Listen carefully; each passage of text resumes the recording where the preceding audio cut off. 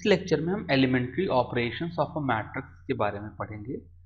ये ऑपरेशन जो हैं इनको कई बार एलिमेंट्री ट्रांसफॉर्मेशन भी बोलते हैं। तो ये 6 तरह के ऑपरेशन है, 3 रोज पे और 3 कॉलम पे। तो किस तरह से मैट्रिक्स को हम बदल सकते हैं ये कह रहे हैं।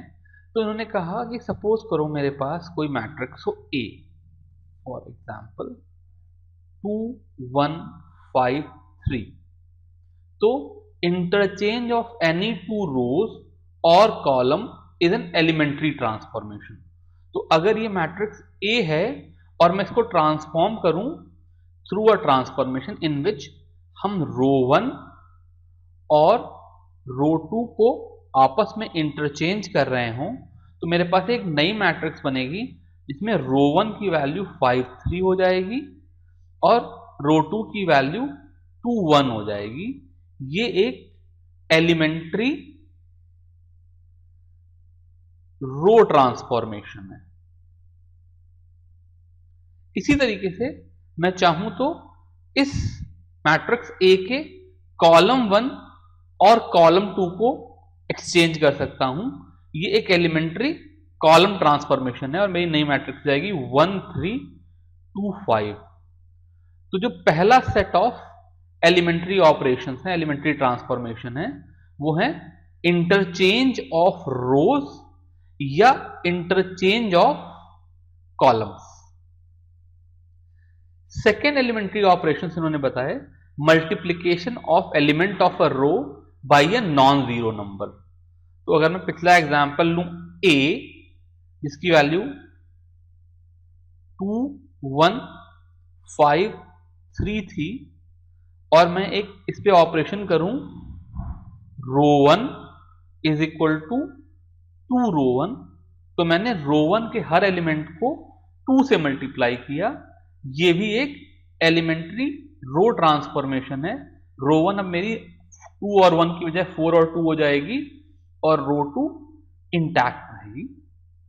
सिमिलरली मैं एक कॉलम ट्रांसफॉर्मेशन कर सकता हूं जैसे C2 is equal to half of C2। इसका मतलब मेरा कॉलम 1 सेम रहा और 1 की जगह पर हाफ और 3 की जगह पर 3/2 हो गया। ये एक एलिमेंट्री कॉलम ट्रांसफॉर्मेशन हो गया, ये एक एलिमेंट्री रो ट्रांसफॉर्मेशन हो गया। तो ये दो और ट्रांसफॉर्मेशन हो गए, दो और ऑपरेशन हो गए। Third set of elementary operations हैं addition to elements of any row or column the corresponding elements of any other row or column multiplied by a non zero number. ये स्टेटमेंट थोड़ा सा कंफ्यूजिंग है। पहली बात तो ये स्टेटमेंट रो के बारे में या कॉलम के बारे में है, तो थोड़ी देर के लिए मैं कॉलम वाले वर्ड्स हटा देता हूं, खाली रो ट्रांसफॉर्मेशन के बारे में पढ़ता हूं। तो इन्होंने कहा addition to the elements of any row, यानी किसी एक रो के एलिमेंट्स में कुछ ऐड करना है। क्या ऐड करना है?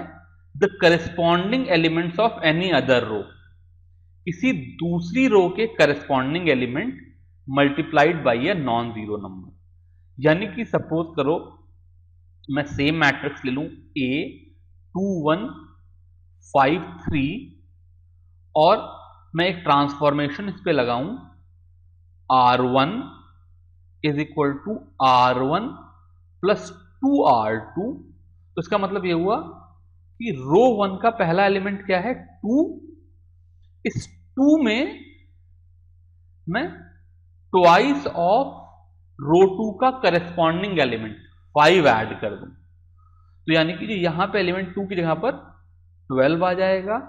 सिमिलरली जो ये 1 है इसे यहां पे 1 प्लस ट्वाइस ऑफ जो सेकेंड रो का करस्पॉन्डिंग एलिमेंट है 3, ये मल्टीप्लाई करके ऐड कर दूं तो यहां पर 7 आ जाएगा। तो 2 1 5 3 में अगर मैंने रो 1 प्लस 2 रो 2 ये ट्रांसफॉर्मेशन किया तो मेरी एक नई मैट्रिक्स बनेगी 12 7 5 3।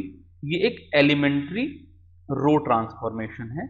ऐसे ही अगर सपोज करो मैं यहां पर एक एलिमेंट्री कॉलम ट्रांसफॉर्मेशन करूं जहां पर मैं लिखूं C2 is equal to C2 plus 3c1, तो C2 में तो C1 तो एज सच रहेगा 2 और 5, C2 में दो एलिमेंट है, एक है 1 की जगह पे आ जाएगा 1 plus 3 into corresponding element of column 1 यानी कि 2, तो यहां पर 7 आ जाएगा और 3 की जगह पर हो जाएगा 3 plus 3 into corresponding element of column 1 जो कि 5 है, तो 3 प्लस 15 18 आ जाएगा। ये एक एलिमेंट्री कॉलम ट्रांसफॉर्मेशन है। तो रो में तीन तरह के ट्रांसफॉर्मेशन, रोज को आपस में एक्सचेंज करना, रोज को किसी कांस्टेंट से मल्टीप्लाई करना, या एक रो में किसी दूसरे रो के एलिमेंट एक कांस्टेंट से मल्टीप्लाई करके ऐड करना। ये तीन तरह के रो ट्रांसफॉर्मेशन और इसी तरीके से तीन तरह के कॉलम ट्रांसफॉर्मेशन भी हैं। ये ट्रांसफॉर्मेशन क्यों कर रहे हैं अभी एक मिनट रुक करके बताते हैं। अब अगला कंसेप्ट आया इन्वर्टेबल मैट्रिक्स का। ये जो भी हम पीछे ट्रांसफॉर्मेशन कर रहे थे, ये मैट्रिक्स का इन्वर्स फाइंड करने के लिए कर रहे थे। बट इन्वर्स फाइंड करने से पहले हमें जानना जरूरी है कि इन्वर्स होता क्या है। तो यह इन्वर्टेबल मैट्रिसेस क्या होती हैं। सपोज करो ए कोई स्क्वायर मैट्रिक्स है, जो इन्वर्स का कॉन्सेप्ट है ये खाली स्क्वायर मैट्रिक्स के लिए एप्लीकेबल है, और मैं एक दूसरी मैट्रिक्स बी ऐसी दे सकूं सच दैट ए बी की वैल्यू आई है, तो हम कहेंगे कि A is invertible and B will be called inverse of A, या हम इसको ए इनवर्स से डिनोट करेंगे। और अगर बी ए का इनवर्स है, जिस तरह से ए बी की वैल्यू आई है उसी तरीके से बी ए की वैल्यू भी आई हो जाएगी। अब ये नेक्स्ट थ्योरम है, theorem 3, which says inverse of a matrix if exist is unique। तो हम इस थ्योरम को कॉन्ट्राडिक्शन से प्रूव करेंगे। तो हम अज्यूम करेंगे कि मेरे पास एक मैट्रिक्स है A जिसके दो अलग अलग इनवर्स एग्जिस्ट करते हैं, B और C, and we will have to show कि B और C आपस में इक्वल है। तो अगर B A का इनवर्स है तो उसका मतलब A B is equal to B A is equal to I होगा, और सिमिलरली सी ए का इनवर्स है इसलिए A C equal to C A equal to I होगा। अब इन दोनों प्रॉपर्टीज को यूज करके हम b इज इक्वल टू सी दिखाने की कोशिश करेंगे। तो मैं b को b इंटू आई लिख सकता हूं, बिकॉज किसी मैट्रिक्स को i से मल्टीप्लाई करें तो वो सेम रहती है, और i की जगह पर मैं ac लिख सकता हूं, तो b इंटू आई को bac लिख सकता हूं। अब हमने पीछे डिस्ट्रीब्यूटिव लॉ में पढ़ा था कि मैं इसको किसी भी सीक्वेंस में ले सकता हूं, तो मैं इसको ba इंटू सी करूंगा, और ba की वैल्यू i है फिर से यहां पर, बिकॉज b a का इनवर्स है तो इसकी वैल्यू i इंटू सी हो गई, और जो कि c के इक्वल होती है। तो अगर दो इनवर्स एग्जिस्ट कर रहे हैं तो वो दोनों इक्वल हैं, इसका मतलब सिर्फ एक ही एग्जिस्ट कर सकता है, किसी भी एक मैट्रिक्स का एक इनवर्स हो सकता है। अब हम लोग elementary transformation, elementary operation use करके किसी मैट्रिक्स का इनवर्स निकालने की कोशिश करेंगे।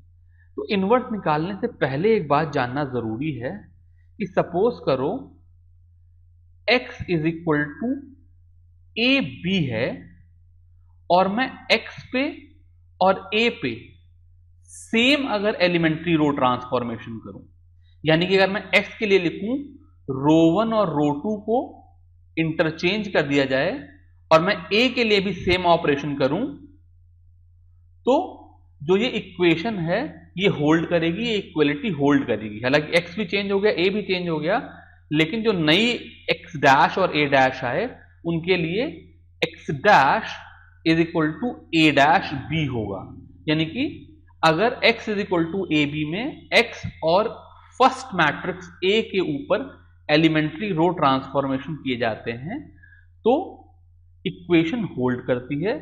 सिमिलरली अगर x is equal to A B में x और सेकंड वाली मैट्रिक्स b के ऊपर एलिमेंट्री कॉलम ट्रांसफॉर्मेशन किए जाते हैं तो भी जो इक्वेशन है वो होल्ड करती है। इसका मतलब अगर मैं x और b दोनों पे कोई ट्रांसफॉर्मेशन करूं, सपोज करो मैं c1 is equal to c1 plus 2c2 करूं और ये x और b दोनों पे करूं तो भी ये ट्रांसफॉर्मेशन होल्ड करेंगे। अब इनवर्स निकालने के लिए बड़ा सिंपल सा तरीका है। जो मैट्रिक्स A है उसको मैं IA लिख सकता हूं। अब मैं इन दोनों मैट्रिक्स A और I पे एलिमेंट्री रो ट्रांसफॉर्मेशन करते करते A को अगर I बना दूं तो यहां पर जो मैट्रिक्स होगी वो A इनवर्स हो जाएगी, because I is equal to A inverse है। और ऐसे ही अगर मैं A को A इंटू आई लिखूं और इस A पे और इस सेकेंड वाली मैट्रिक्स I पे एलिमेंट्री कॉलम ट्रांसफॉर्मेशन करते हुए इस A को I बना दूं तो जो सेकेंड मैट्रिक्स होगी वो A इनवर्स हो जाएगी, because A is equal to A into A inverse. तो क्या करना है, अगर मेरे पास कोई मैट्रिक्स है तो उस मैट्रिक्स को अगर एलिमेंट्री रो ट्रांसफॉर्मेशन कर रहे हैं तो A को I इंटू A लिखेंगे और फिर A और I में एलिमेंट्री रो ट्रांसफॉर्मेशन करते करते A को I बना देंगे, I की जगह पर A इनवर्स आ जाएगा। और अगर मुझे एलिमेंट्री कॉलम ट्रांसफॉर्मेशन करने हैं तो मैं A को AI लिखूंगा और A और I में एलिमेंट्री कॉलम ट्रांसफॉर्मेशन करते करते A को I बना दूंगा तो यहां पर A इनवर्स आ जाएगा। इस बात को हम एग्जाम्पल के थ्रू समझने की कोशिश करते हैं। By using elementary operations find the inverse of matrix A 1 2 2 -1। तो एलिमेंट्री ऑपरेशंस का मतलब है कि हम यहां पर एलिमेंट्री रो ऑपरेशंस भी कर सकते हैं, एलिमेंट्री कॉलम ऑपरेशंस भी कर सकते हैं। बुक में दोनों किए हैं। ये प्रॉब्लम मैं यहां पर एलिमेंट्री रो ऑपरेशंस के थ्रू करूंगा, एलिमेंट्री रो ट्रांसफॉर्मेशंस के थ्रू करूंगा।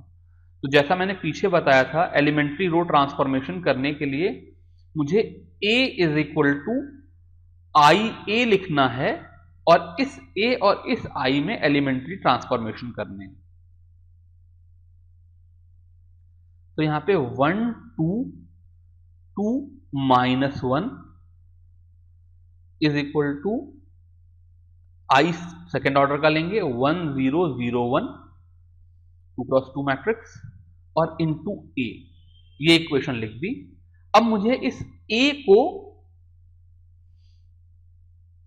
एक आइडेंटिटी मैट्रिक्स बनाना है, इस चीज को I बनाना है।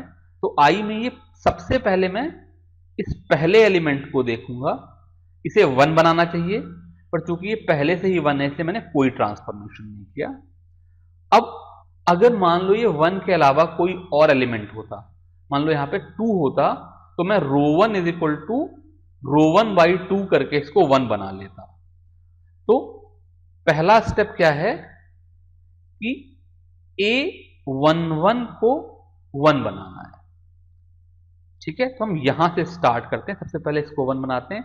यहां पर मुझे इसकी जरूरत नहीं है क्योंकि ये पहले से ही 1 है।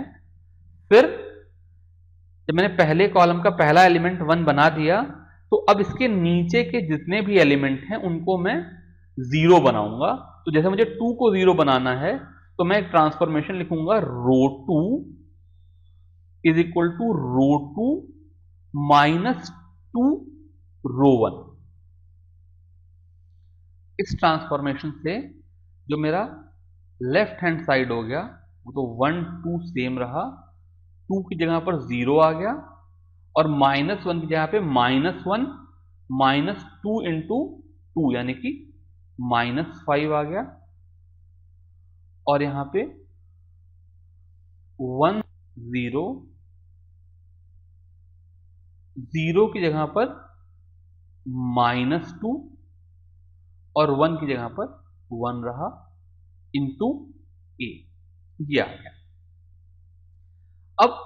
अब इस तरीके से मैंने A21 को 0 बना लिया।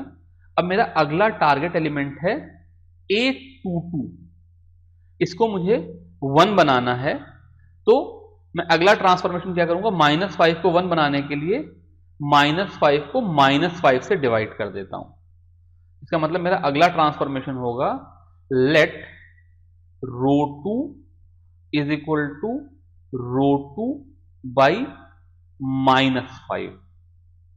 अब मेरा 1 2 इंटैक्ट रहे, 0 बाई -5 0 ही रहा, और -5 बाई -5 1 हो गया। इसकी वैल्यू हो गई 1 0 इंटैक्ट रहे, ये -2 बाई -5 यानी कि 2 बाई 5 हो गया, और ये 1 बाई -5 -1 बाई 5 हो गया, और इनटू ए आ गया। अब मेरा A11 सही हो गया, A21 सही हो गया, A22 सही हो गया। अब मेरा अगला टारगेट है A21। यहां से इधर गए थे, फिर इधर गए थे, इसको गए। A21 को 0 बनाने के लिए हम अगला ट्रांसफॉर्मेशन करेंगे, ρ1 is equal to ρ1 minus 2 ρ2, because अब 2 से मल्टीप्लाई करके जब मैं सब्ट्रैक्ट करूंगा तो ये वाला एलिमेंट 0 हो जाएगा। यहां पर ध्यान देने वाली बात है कि सिंस मैंने इसको पहले से ही 0 बना लिया है, इसलिए इस तरह के किसी भी ऑपरेशन से जो मेरा ये फर्स्ट वाला एलिमेंट है 1, ये डिस्टर्ब नहीं होगा। इस ट्रांसफॉर्मेशन की वजह से ये 1 तो 1 रहेगा, 2 की जगह पे 0 आ गया, ये तो 0 1 एज सच इंटैक्ट रहेंगे। This is equal to 1 minus 4 by 5, ये वाला एलिमेंट हो गया 1 बाई 5, 0 माइनस 2 इंटू -1 बाई 5 यानी कि 0 प्लस 2 बाई 5, ये वाला एलिमेंट 2 बाई 5 हो गया, ये एलिमेंट 2 बाई 5 ही रहा, और ये वाला एलिमेंट -1 बाई 5 हो गया। अब ये इक्वेशन किस फॉर्म में आ गई, आई आ गया यहां पे, इसलिए ये वाला जो मैट्रिक्स है ये ए इनवर्स है। तो इस मैट्रिक्स ए के लिए जो इनवर्स हो गया वो हो गया 1 बाई 5, 2 बाई 5, 2 बाई 5 और -1/5। इस तरीके से हम एलिमेंट्री रो ट्रांसफॉर्मेशंस करके इस 2 क्रॉस 2 मैट्रिक्स को इन्वर्ट कर सकते हैं। अब यहां पर चूंकि सिर्फ 4 एलिमेंट थे, 2 क्रॉस 2 मैट्रिक्स थी, तो ये प्रोसेस सिंपल था। 3 क्रॉस 3 मैट्रिक्स में और लंबा हो जाएगा, 4 क्रॉस 4 मैट्रिक्स में और ज्यादा लंबा हो जाएगा। Luckily for us 4 cross 4 matrix ज्यादातर कहीं पूछी नहीं जाती हैं। जो चीज हमको प्रैक्टिस करने की जरूरत है वो 2 क्रॉस 2 मैट्रिक्स और 3 क्रॉस 3 मैट्रिक्स प्रैक्टिस करने की जरूरत है। अभी जो हमने पिछला प्रॉब्लम किया, इस प्रॉब्लम में मैंने a इज इक्वल टू आई ए लिख करके एलिमेंट्री रो ट्रांसफॉर्मेशंस किए, और a को जब मैंने i बनाया तो i की जगह पर a इनवर्स आ गया। अब इसमें जो प्रॉब्लम होती है वो ये होती है, जिस तरीके से मैंने एलिमेंट्री रो ट्रांसफॉर्मेशन किया उससे धीरे धीरे करके a जो है वो i में कन्वर्ट हो गया, लेकिन कोई स्टेप बाय स्टेप तरीका होना चाहिए जिससे बच्चों को ये समझ में आए कि क्या ट्रांसफॉर्मेशन करें ताकि जो a है वो i की तरफ जाए। तो यहां पर मैं उसका एक जनरल प्रोसीजर दे रहा हूं थ्रू अ जनरल मैट्रिक्स। ठीक है, तो सपोज करो मेरे पास एक मैट्रिक्स है a इज इक्वल टू ए आई जे, और इस बार मैं इसको 3 क्रॉस 3 मैट्रिक्स ले रहा हूं, A11, A12, A13, A21, A22, A23, A31, A32, A33। तो सबसे पहला स्टेप क्या है कि हम A11 को 1 बनाएं। तो अगर A11 कोई नॉन जीरो नंबर है, सपोज A11 की वैल्यू 2 है, तो मैं क्या करूंगा, ρ1 को ρ1 बाई 2 कर दूंगा। अगर A11 की वैल्यू -3 है तो ρ1 को ρ1 बाई -3 कर दूंगा। इससे क्या होगा कि मेरा ये वाला जो एलिमेंट है ये 1 बन जाएगा। अगर सपोज करो A11 0 है तो मैं कोई रो 1 और रो 2 या रो 1 और रो 3 जैसी रोज को आपस में इंटरचेंज करके वहां पर कोई नॉन जीरो एलिमेंट ले आऊंगा और फिर इसी तरीके से उसको 1 बना दूंगा। तो आइडिया ये है कि सबसे पहले हम A11 को 1 बनाएं by dividing row 1 by initial value of A11। एक बार जब A11 रो 1 में 1 हो गया तो अगला प्रोसेस है A21 और A31 को 0 बनाने का। A21 को 0 बनाने के लिए क्या करेंगे, हम लिख देंगे row 2 is equal to row 2 minus A21 row 1। अब रो 1 में यहां पर 1 आ गया था तो A21 रो 1 की वैल्यू A21 के इक्वल हो जाएगी, इसलिए A21 की वैल्यू 0 हो जाएगी। ऐसे ही A31 को भी 0 बनाने के लिए row 3 is equal to row 3 minus A31 row 3 कर देंगे। तो ये दोनों एलिमेंट 0 हो गए। इस तरीके से मेरा पहला कॉलम जो है वो आइडेंटिटी मैट्रिक्स की तरह से हो गया। अब सिमिलरली सेकेंड प्रोसेस में A22 को 1 बनाएंगे और फिर उसके बाद A21 और A23 को 0 बनाएंगे और फिर थर्ड प्रोसेस में A33 को 1 बनाएंगे और फिर उससे A31 और A33 को 0 बनाएंगे। तो इस तरीके से स्टेप बाय स्टेप तरीके से अगर फिर से समराइज करूं तो सबसे पहले डायगोनल एलिमेंट को 1 बनाना है और एक बार डायगोनल एलिमेंट 1 बन गया तो फिर जो नॉन डायगोनल एलिमेंट है उनको रो 1 माइनस के रो 2 या रो 2 माइनस के रो 3 जैसे ऑपरेशंस करके नॉन डायगोनल एलिमेंट को 0 बना लेना। इस कंसेप्ट को एक एग्जांपल के थ्रू देखते हैं। Obtain the inverse of the following matrix using elementary operations. ठीक है, तो यहां पर फिर से मैं एलिमेंट्री रो ट्रांसफॉर्मेशन ही करूंगा। यहां पर प्रॉब्लम कैसे बढ़ गई कि पिछली बार वाली प्रॉब्लम में जैसे 2x2 मैट्रिक्स थी, यहां पर 3x3 मैट्रिक्स थी।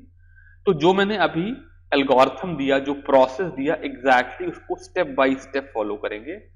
मेरा सबसे पहला काम है किसी तरीके से इस चीज को 1 बना दिया जाए। तो मेरा पहला ट्रांसफॉर्मेशन होगा रो 1 और रो 2 को इंटरचेंज करो। तो यहां पर मेरे पास 1 है तो ये ऊपर चला जाएगा। तो मैं लिख लेता हूं A इज इक्वल टू आई ए। इस A को जब मैं I बनाऊंगा तो यहां पर I की जगह पर मेरे पास A इनवर्स आ जाएगा।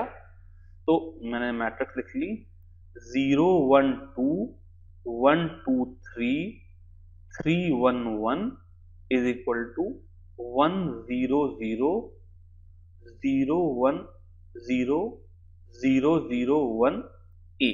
अब पहला स्टेप है इस A11 को 1 बनाना। तो चूंकि यहां पर नीचे 1 है इसलिए मैं पहला ट्रांसफॉर्मेशन करूंगा रो 1 और रो 2 को आपस में इंटरचेंज कर लो। बिकॉज जब मैं इस तरह का इंटरचेंज करूंगा तो ये 1 ऊपर आ जाएगा और मेरा A11 1 हो जाएगा। तो ये 1 2 3 0 1 2 3 1 1 हो गया और इसकी वैल्यू हो गई 0 1 0 1 0 0 0 0 1 इंटू A। इधर भी रो 1 और रो 2 आपस में एक्सचेंज हो गए। अब मुझे A21 और A31 को 0 करना है। तो A21 तो पहले से 0 है इसलिए इसके लिए परेशान नहीं होऊंगा और अगला ट्रांसफॉर्मेशन लिख दूंगा। लेट्स टेक रो 3। मैंने पीछे क्या बताया था, जिस चीज को 0 करना है उसमें row 3 is equal to row 3 minus 3 into row 1 कर दो। तो क्या होगा, ये वाला 3 और 3 इंटू 1 वाला 3 कैंसिल करके 0 हो जाएंगे। तो अब जो मेरी नई मैट्रिक्स हुई वो हो गई 1 2 3, ये इंटैक्ट है। 0 1 2 ये इंटैक्ट है। यहां पर 0 आ गया। 1 माइनस 6 ये -5 आ गया और 1 माइनस 9 ये -8 आ गया। इस चीज की वैल्यू हो गई 0 1 0 as such 1 0 0 as such, and ये 0 ही रहेगा, 0 माइनस 3 ये -3 हो जाएगा और ये 1 रहेगा इनटू ए।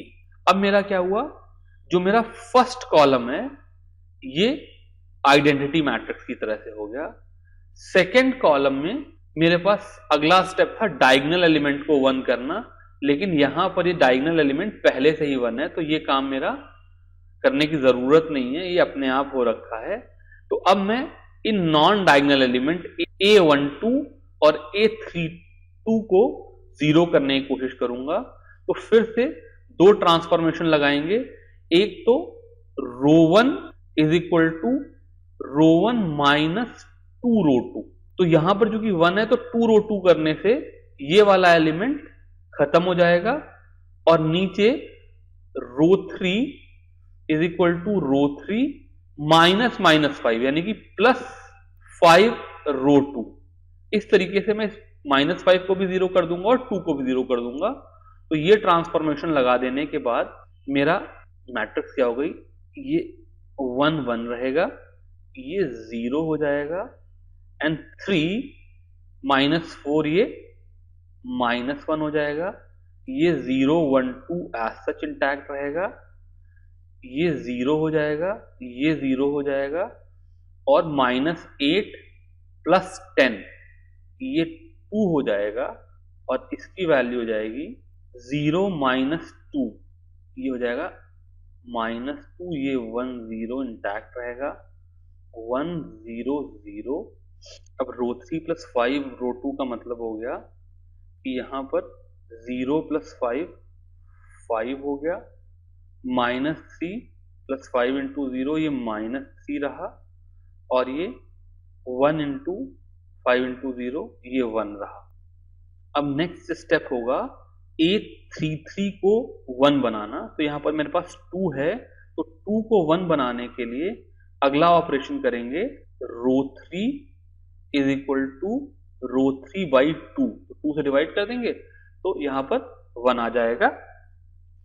तो ये मैट्रिक्स हो जाएगी, ये 1 0 -1 एज सच रहेगा, 0 1 2 एज सच रहेगा, और ये 0 0 1 आ जाएगा, और यहां पर -2 1 0 एज सच रहेगा, 1 0 0 एज सच रहेगा, ये 5 की जगह पर 5/2 -3/2 और हाफ आ जाएगा इनटू ए। अब अगला ट्रांसफॉर्मेशन क्या करेंगे कि मेरे पास A33 भी 1 आ गया, तो मुझे A23 और A13 को 0 करना है। इसके लिए मैं रो1 को रो1 प्लस रो3 कर दूंगा, तो 1 और -1 ऐड होकर के 0 हो जाएंगे, और रो2 को रो2 -2 रो3 कर दूंगा, तो यहां पर 1 -2 भी 0 हो जाएगा। तो मेरे पास लेफ्ट हैंड साइड पे तो आइडेंटिटी मैट्रिक्स आ जाएगी, 0 1 0 0 0 1, और राइट हैंड साइड पर रो1 में रो3 ऐड करना है, तो -2 में 5/2 ऐड किया तो ये नंबर हाफ हो गया, 1 में -3/2 ऐड किया तो ये -हाफ हो गया, 0 में हाफ ऐड किया तो ये हाफ हो गया। फिर रो2 -2 रो3 करना है, तो 1 में से -5 सब्ट्रैक्ट किया तो ये नंबर -4 हो गया, 0 में से -3 यानी कि 3 ऐड किया तो ये नंबर 3 हो गया, 0 में 1 सब्ट्रैक्ट किया तो ये नंबर -1 हो गया। ये लास्ट रो एज सच 5/2 -3/2 और हाफ रहेगी दिस इनटू ए। अब चूंकि ये एलिमेंट I है और ये A है, तो ये वाली जो मैट्रिक्स है इसको A इनवर्स होना ही होगा। इस तरीके से हम इस मैट्रिक्स A का इनवर्स निकाल सकते हैं। नेक्स्ट एग्जांपल देखते हैं। ये एग्जांपल कह रहा है find P inverse if it exists given P is equal to this matrix. तो हम इसको एलिमेंट्री कॉलम ट्रांसफॉर्मेशन से करने की कोशिश करेंगे, एलिमेंट्री कॉलम ट्रांसफॉर्मेशन से, और इसलिए मैं इस बार P is equal to IP ना लिखने के बजाय P is equal to PI लिखूंगा, I से पोस्ट मल्टीप्लाई करूंगा, बिकॉज जब हम एलिमेंट्री कॉलम ट्रांसफॉर्मेशन करते हैं तो ये हमेशा सेकेंड मैट्रिक्स में करते हैं, जो पोस्ट मल्टीप्लाई हो रही होती है उसमें करते हैं। तो मैं लिखूंगा 10 -2 -5 1 इज इक्वल टू P 1001। ठीक है, तो एलिमेंट्री कॉलम ट्रांसफॉर्मेशन करने के लिए जो सबसे पहला ट्रांसफॉर्मेशन में करूंगा हो जाएगा C1 is equal to C1/10। इससे क्या होगा कि ये जो 10 है इसकी वैल्यू 1 हो जाएगी, तो ये हो जाएगा 1, और -5/10 हो जाएगा -12 या -0.5, ये -2 एज सच रहेगा, ये 1 एज सच रहेगा, और फिर इज इक्वल टू P 0.1001। अब इसको 1 करने के बाद अगला काम होगा कि इस रो के सारे एलिमेंट्स को 0 करें। जैसे एलिमेंट्री रो ट्रांसफॉर्मेशन में उस कॉलम के सारे एलिमेंट को 0 करते थे, वैसे यहाँ पे इस रो के सारे एलिमेंट्स को 0 करना होगा। अगला ट्रांसफॉर्मेशन करूंगा C2 is equal to C2 plus 2C1, तो ये 1 और -12 ऐसा रहा। अब -2 + 2, ये वाला टर्म 0 हो गया, लेकिन ये भी 0 हो गया, और इसकी वैल्यू हो गई P 0.1 0 0.2 और 1। अब मेरा क्योंकि ये वाला टर्म फिर से 0 हो गया है, इसलिए मैं इसको फिर से 1 नहीं बना सकता हूं। तो अगर मान लो यहाँ पे 5 होता तो मैं अगला ट्रांसफॉर्मेशन क्या कर देता कि late C2 is equal to C2/5, लेकिन क्योंकि ये 0 हो गया है तो मैं इसको C2 is equal to C2/0 तो कर नहीं सकता हूं। और अगर मान लो मैं C1 C2 को आपस में इंटरचेंज करके इस -12 को यहाँ लाने की कोशिश करूं तो फिर यहाँ पर 0 रह हो जाएगा। तो इसका मतलब ये है कि इस मैट्रिक्स का इनवर्स निकल ही नहीं सकता है। मैं किसी भी तरीके से इस चीज को आइडेंटिटी मैट्रिक्स नहीं बना सकता हूं, इसलिए P inverse does not exist.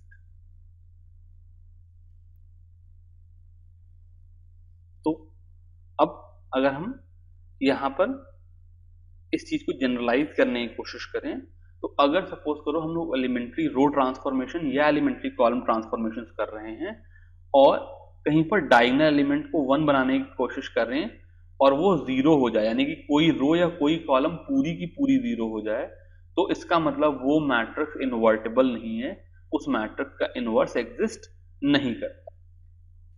इस चीज को मैं लिख देता हूं, if all elements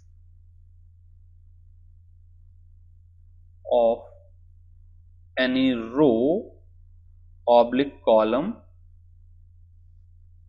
become 0 in elementary row or elementary column transformation, then